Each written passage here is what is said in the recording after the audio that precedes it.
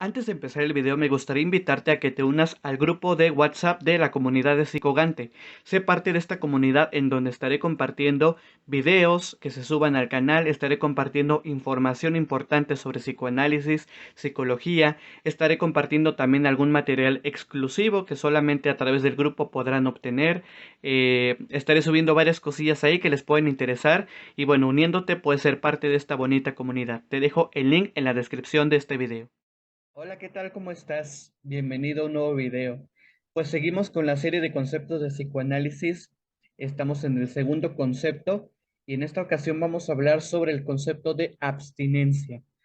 ¿A qué nos referimos con la abstinencia en el campo psicoanalítico o en la terapia psicoanalítica o en el psicoanálisis? Bueno, siguiendo la misma dinámica, voy a leer la definición que nos da el diccionario de Jean Laplanche y posteriormente explicaré en qué consiste el concepto, algún ejemplo en el que lo podamos ver y algunas ideas para poder clarificar más este concepto. ¿Sale? Abstinencia.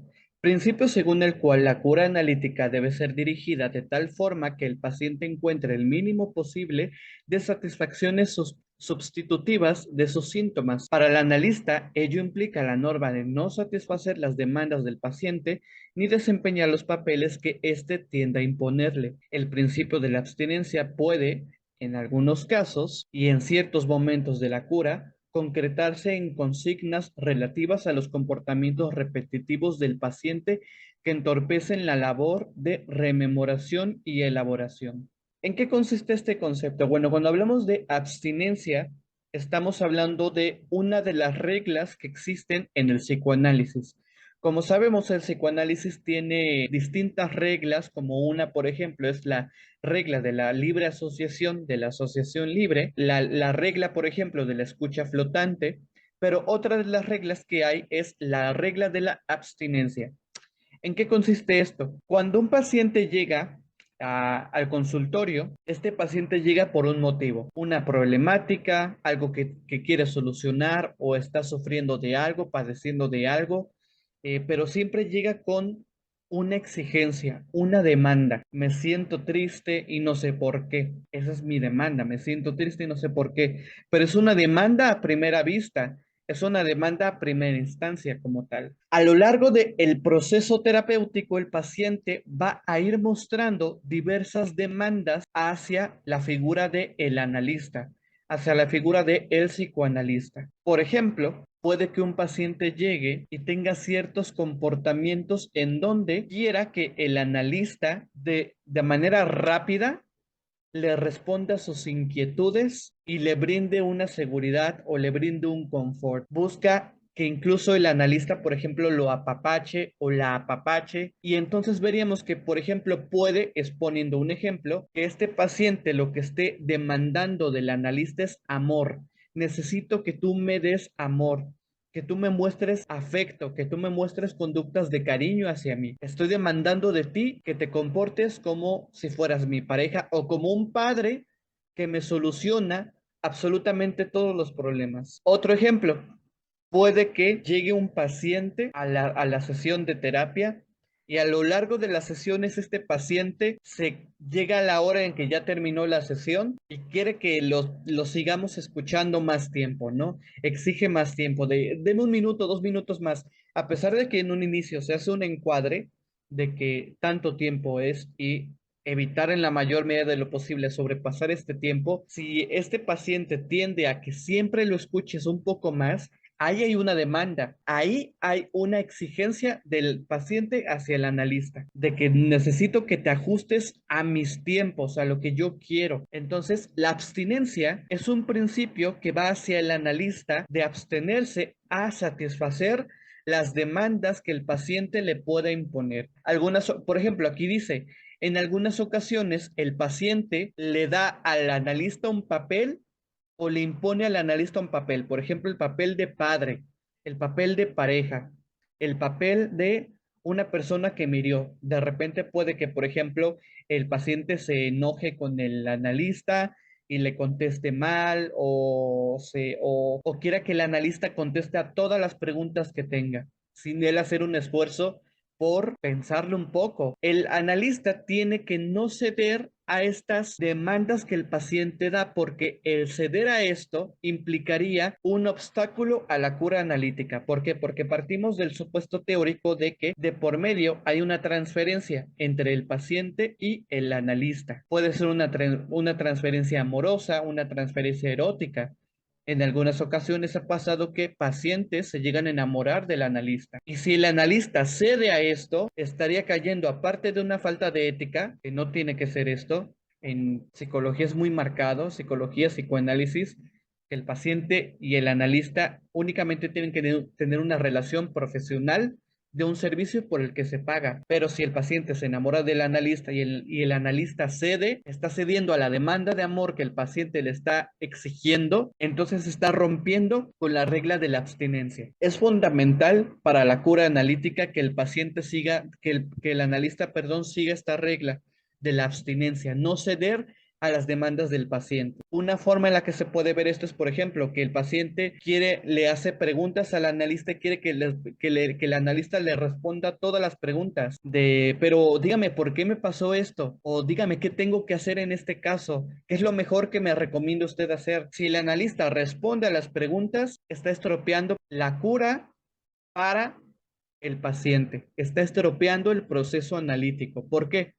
Porque a través del psicoanálisis, lo que el analista tiene que hacer es hacer a que el propio paciente llegue, por ejemplo, si tiene preguntas, a que el propio paciente llegue a las respuestas a sus propias preguntas, que el mismo paciente pueda formular las respuestas hacia los padecimientos que tiene o hacia las preguntas que tiene, porque partimos de que el saber y el conocimiento es del paciente, no del analista.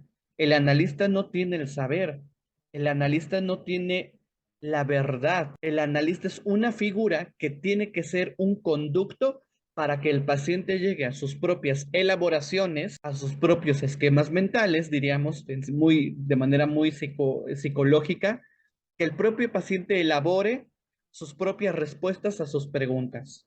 En el caso este, ¿no? Porque si, por ejemplo, le cedemos siempre que el paciente quiera que le demos unos minutos más a su sesión y siempre estamos cediendo, el paciente lo que está haciendo es que en esta relación analítica que tiene con el analista, está actuando algo que hace con las personas que le rodean. Es decir, las actitudes que el paciente va a tener hacia el analista son actitudes que esta persona puede tener con otras más y que justamente esta dinámica de estas actitudes son las que llevan a que el paciente esté en el sufrimiento que está padeciendo actualmente, por lo cual llegó a la sesión de terapia. Lo que el analista tiene que hacer es romper con este ciclo, porque si cede, estaría cayendo en una conducta que cualquiera del círculo social del paciente pudiera hacer. Si, por ejemplo, el paciente siempre es muy exigente en que todo se haga como él quiere y es que necesito más tiempo o no voy a poder venir, pero no me cobre la sesión.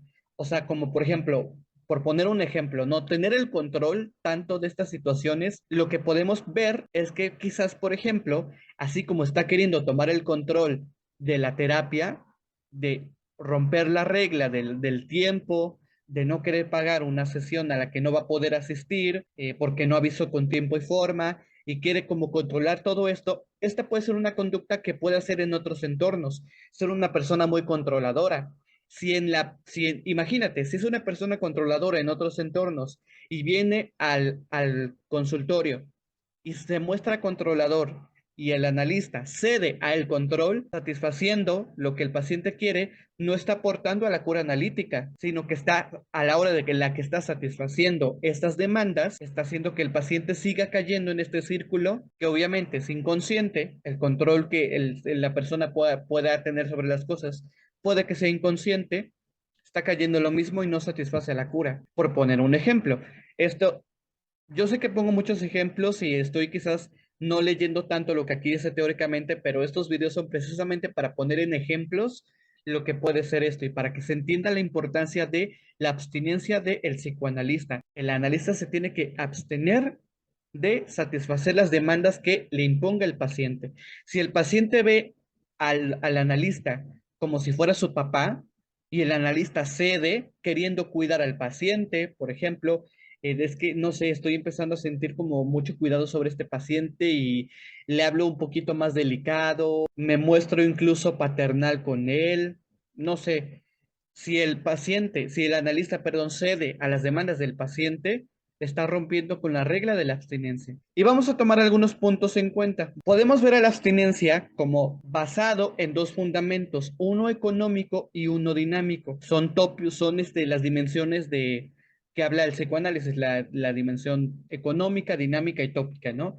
Desde el punto económico, por ejemplo, lo que el analista tiene que tratar de evitar es justamente lo que aquí dice, evitar que las cantidades del líbido se recateticen, o sea, se invistan inmediatamente en objetos externos. Debe ser a la situación analítica, mediante qué? La expresión verbal. O sea, si el paciente, por ejemplo, dice es que necesito un abrazo, me he sentido muy solo y a mí me gustaría recibir un abrazo, me he sentido que no le importo yo a nadie, no está pidiéndote un abrazo, quizás inconscientemente sí, o entre líneas te lo está pidiendo, pero si tú lo abrazas y cedes pues vente, estás sustituyendo la libido o estás satisfaciendo su libido a través de el abrazo, un objeto externo, o tú te estás convirtiendo en el objeto externo para satisfacer la libido del paciente como tal. ¿Cómo tiene que esta libido cuando un paciente da una demanda, hay una descarga de líbido, ¿no? De libido. Hay una descarga libidinal. ¿Cómo se tiene que manejar esta descarga o cómo se tiene que investir esta descarga a través de la situación analítica? ¿Qué es esto? A través de la expresión verbal. Todo tiene que ser a través de la expresión verbal. Psicoanálisis es hablar, hablar, hablar, hablar. No podemos intentar dar una solución externa a un conflicto que traiga la persona o o una demanda que traiga la persona como tal. Todo tiene que ser a través de la expresión verbal. Y el segundo fundamento, que es el dinámico, dice evitar que el sufrimiento, perdón, por frustración, se sustituya por un comportamiento satisfactorio. Esto nos diferencia de otro tipo de corrientes o de otro tipo de pensamientos psicológicos. Por ejemplo, si una persona acude a otro tipo de terapias, puede que hagan técnicas de respiración, puede que hagan técnicas como la famosa técnica de la silla vacía, de la fantasía guiada, y puede, mediante este tipo de acciones, hacer una descarga y que el sufrimiento que está atravesando, que teóricamente vemos que siempre el sufrimiento trae consigo una frustración, se haya sustituido por un comportamiento que se satisfaga, satisfactorio. No, eso es lo que nos diferencia de otro tipo de corrientes, que nosotros no vamos a tener acciones o no vamos a hacer algo para que el paciente de inmediato se sienta bien. No. Si nosotros damos una solución rápida y express para las demandas que el paciente está exigiendo o para el sufrimiento que el paciente trae, si nosotros hacemos algo accional, un acto que satisfaga de manera inmediata este tipo de sufrimientos, no estamos contribuyendo a la cura. Porque, ¿qué hay que hacer con este sufrimiento? Tenemos que desmenuzarlo poco a poco, trabajar con él poco a poco para saber de dónde viene. ¿Qué tenemos que hacer? En vez de ceder a las demandas que el paciente ponga al analista, tenemos que recurrir a la interpretación o como diría Kordek, algo más, o sea, estudios más actuales de psicoanálisis, sería confrontar o clarificar. Por ejemplo, el paciente quiere emprender un negocio, pero no está muy seguro de si sí hacerlo o no hacerlo. Entonces, de manera insistente le pregunta de diversas formas al analista si debería o no poner este negocio. Le puede decir, es que tengo miedo de que me vaya mal en el negocio. ¿Usted me recomienda que sería bueno que yo iniciara este negocio? El analista no tiene que ceder o no tiene que responder directamente a la pregunta, sino tiene que, como aquí dice, interpretar, confrontar o clarificar. Por ejemplo, si es algo recurrente que el paciente le pregunta de si debería o no hacer algo, y el analista, por ejemplo, ve que lo hace de una manera como si fuera un hijo pidiéndole permiso al padre para hacer algo, en vez de decirle sí, hazlo, pon tu negocio, le diría, He notado que en varias ocasiones me preguntas si deberías hacer algo o no, como esperando mi permiso para tú hacerlo, como si estuvieras preguntándole a un padre, pidiéndole permiso para hacer algo o no. He notado esto. Y el paciente, con base a esto, pues dirá, pues es que no me siento muy seguro. ¿Y crees que si yo te digo que lo hagas, yo te brindaría un sentimiento de seguridad? Pues tal vez. Entonces, estás viendo mi figura como si fuera yo tu padre, y eso no puede ser porque yo no soy tu papá. Las decisiones que tome las tienes que tomar tú. Pero, y obviamente sería un diálogo un poco más extenso, pero sería, aparte de confrontarlo, clarificar, ¿no? ¿En qué otras situaciones tú te has sentido de esta manera, como te sientes ahorita, inseguro? Pues cuando yo era muy niño, pues mis papás siempre eran muy duros conmigo y siempre todo lo que yo tenía que hacer tenía que preguntarles. ¿Y alguna vez hiciste algo por tu cuenta y cómo salió? Pues sí, hice una vez algo por mi cuenta y no salió la verdad muy bien. ¿Ok? ¿Qué pasó? Y ahí sigue el discurso, sigue la terapia, sigue el diálogo, ¿no? Hasta que el propio paciente pueda él mismo hallar una respuesta a la petición o a la demanda que está dando el analista. Por ejemplo, el diálogo continuó y el paciente llega un momento en el que dice, pues tienes razón, yo esa vez que me propuse hacer algo yo por mi cuenta y que no salió bien, la verdad es que lo hice con mucho miedo y temor y pensando más que nada en las posibles consecuencias negativas, pero creo que si le pongo empeño y ya lo hago por mí mismo y no por querer pedir permiso a alguien más, sino porque sé que es algo que a mí me va a traer un beneficio el tener un negocio, pues creo que lo puedo hacer. Y pues sería empezar a confiar más en mí, ¿no? Ya llegó el solito a una respuesta. Él solito, a través de la confrontación y clarificación e interpretación del analista, dio una respuesta. Y aparte de que se dio una respuesta, encontró el por qué era tan insistente en preguntar esto, en que quizás en la figura del analista veía a su papá, tal vez. Esta es la cuestión de la abstinencia. Para esto funciona la abstinencia, para que el propio paciente elabore sus propias respuestas a sus preguntas y el analista tiene que mantenerse neutral, no tiene que satisfacer. Por eso aquí Freud dijo en 1918, lo puse acá abajo, por cruel que ello pueda parecer, hemos de procurar que el sufrimiento del paciente no desaparezca prematuramente en forma marcada, cuando, por haberse disipado y perdido su valor los síntomas, se ha atenuado este sufrimiento, estamos obligados a recrearlo en otro punto en forma de una privación penosa. Quiere decir esto que si nosotros hacemos algo para satisfacer el sufrimiento o para bajar el sufrimiento de manera rápida al paciente, este sufrimiento pierde su valor porque porque el sufrimiento primero para poderlo disminuir hay que comprender qué valor tiene para el paciente, cuál es la importancia de este sufrimiento para el paciente, de dónde viene, cuál es la raíz de frustración de este sufrimiento. Y a través de conocer esto, conforme pasa el tiempo, el propio paciente solito se va dando cuenta de dónde viene y solito empieza a formular cómo solucionarlo a través de la figura del analista que no cede a sus demandas, sino que interpreta, confronta o clarifica. Es lo que pasa en otro tipo de terapias. No quiero decir nombres, ustedes saben a qué terapias me refiero, que te dan una solución rápida o que son terapias que te dicen en 2 meses ya te solucionamos tu problema, tu conflicto. O bueno, quizás no lo dirán tan despotamente, ¿no? Pero te dirán, en 2 meses puedes tú tener un bienestar. Al malestar psicológico que te trae a nosotros, en 2 semanas, en 2 meses, por ejemplo, ya vas a estar bien. Y el paciente está bien un tiempo, pero después tiene un sufrimiento parecido, quizás de otro tipo, pero muy parecido. ¿Por qué? Porque no se trabajó con el sufrimiento original o con la raíz original del sufrimiento que tenía, sino que yo siempre lo he visto como que los problemas, los trastornos mentales, como le quieran llamar, las problemáticas, los sufrimientos son como un árbol.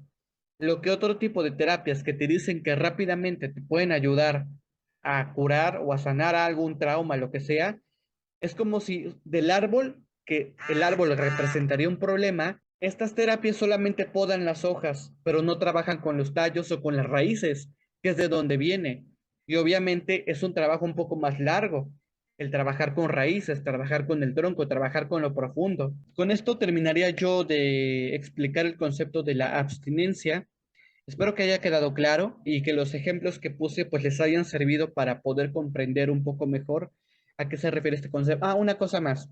Aquí dice al final que quizá les pueda crear duda, que cuando se satisface un sufrimiento y se pierde su valor, se ha atenuado este sufrimiento y estamos como consecuencia obligados a recrearlo en otro punto en una forma de privación penosa. Incluso aquí atrás dice, en el principio de la abstinencia puede en algunos casos y en ciertos momentos de la cura concretarse en consignas relativas a los comportamientos repetitivos del paciente que entorpecen la labor de rememoración y elaboración. Esto no es tan sonado en psicoanálisis, pero se llegó a hacer por algunos analistas, que algunos analistas para poder seguir o para poder como que marcar más esta regla de la abstinencia, no solo por parte de ellos, sino por parte del paciente, que en algunas ocasiones algunos analistas, incluso hoy en día, puede que lleguen a prohibirte algo como tal, pero que sea una prohibición no banal o no una prohibición como de no hagas esto, no hagas lo otro, o te prohíbo cualquier cosita por prohibírtela, sino que, por ejemplo, en algunas ocasiones, y Freud mismo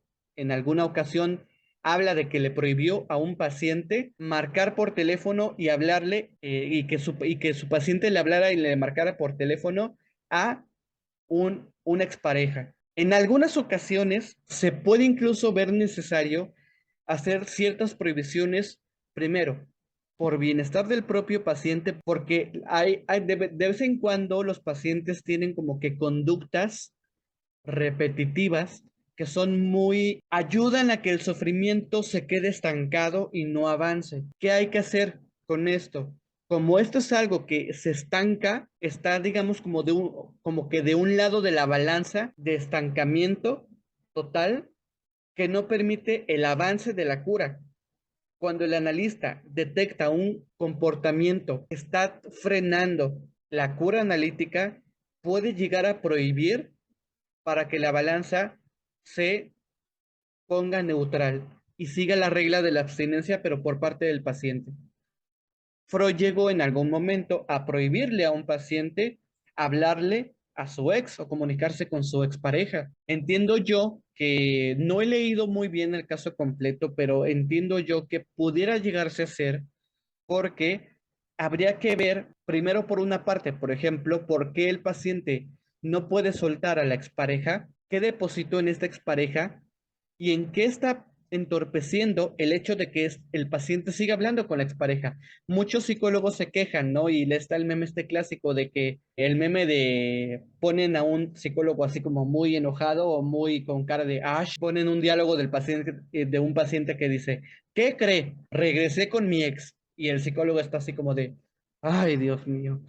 Bueno, quizás para evitar este tipo de cuestiones que sabemos, quizás, o sea, tú como analista o como psicólogo, puedes tú detectar que la pareja que la persona dejó, obviamente no traía bienestar o beneficios a su vida y que lejos de eso la perjudicaba. Pero en el caso de psicoanálisis, te tienes que abstener de tal cual dar tu opinión sobre esta persona y más bien trabajar con tu paciente.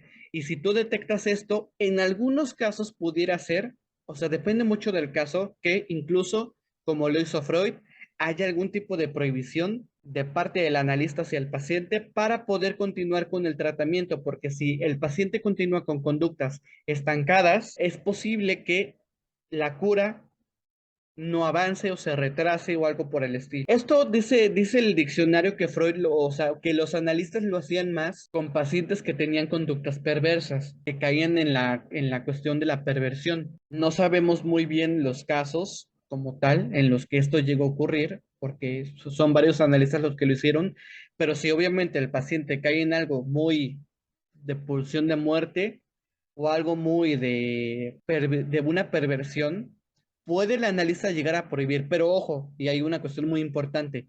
Muchos analistas este aspecto no lo han trabajado mucho, no lo toman mucho en cuenta y se han mantenido al margen de esta cuestión de la abstinencia, del prohibir. Yo personalmente no concuerdo mucho con el prohibir como tal, pero lo dejo aquí como dato de que en algunas ocasiones algunos analistas lo llegaron a hacer. No sé si en la actualidad es probable que sí, pero yo creo que tal vez podría verse solamente en bajos, en algunas, en algunos casos muy concretos, pero muy, muy concretos como tal. Entonces, bueno, lo dejo ahí nada más como dato. Pues ahora sí que esto ha sido todo.